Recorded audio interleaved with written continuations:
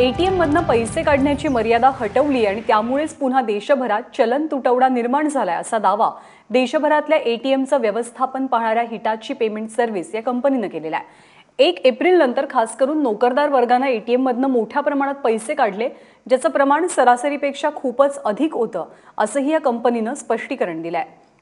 पैसे काढण्याची मर्यादा हटवण्यात आलेली आहे। लोकांनी खूप जास्त प्रमाणात पैसे काढलेत आणि त्याचमुळे अनेक एटीएम मध्ये कॅशचा चलनाचा तुटवडा जाणवतोय असं म्हणणं आहे हिटाची या कंपनीचं, जी कंपनी अनेक एटीएमचं व्यवस्थापन पाहते। आणि या सगळ्या संदर्भात या कंपनीच्या अधिकाऱ्यांशी बातचीत केलेली आहे। खास करून या कंपनीचे एमडी लोनी एंटनी यांच्याशी बातचीत केली आमचे प्रतिनिधी मयूर परीख यांनी। एटीएम्स ड्राई अप हो रहे हैं और खास तौर पे इन दिनों में, मतलब पिछले एक सप्ताह के समय में ऐसा देखा गया है कि मुंबई के कई सारे एटीएम बिल्कुल ठप पड़े हुए हैं और यही हालत मुंबई के बाहर देश की अन्य जगहों पर भी है। क्या वजह है?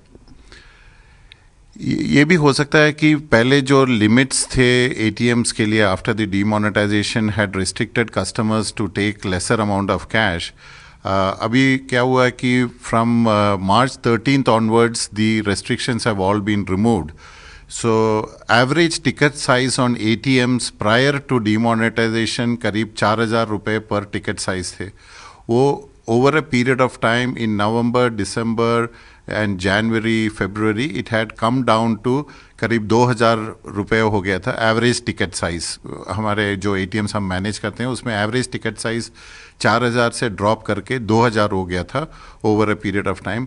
अभी हम क्या देख रहे हैं, ट्रेंड वापस 4,000 में गए हैं। तो जब लिमिट्स ओपन किए हैं तो फिर से cash withdrawals have gone up and average ticket sizes have gone up. क्या पिछले एक सप्ताह में, आपने पहले तो हमें बताया कि पिछले कुछ महीनों में अराउंड 75% जितने आपके एटीएम्स काम कर रहे हैं, लेकिन पिछले एक सप्ताह में या 10 दिनों में क्या एटीएम नहीं काम करने की संख्या बढ़ गई है?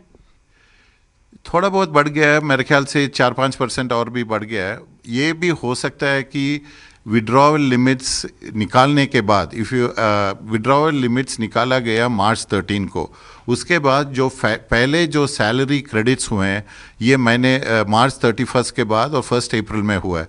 तो ये भी हो सकता है कि विड्रॉवल लिमिट्स निकालने के बाद जो इंडिविजुअल्स जो हैं, कंज्यूमर्स जो हैं, उनका first opportunity to withdraw cash has also been high during this period. तो इसके हिसाब से भी ये हो सकता है कि cash withdrawal and the limits have gone up. So because of that also there is a possibility that we have more number of ATMs running dry now.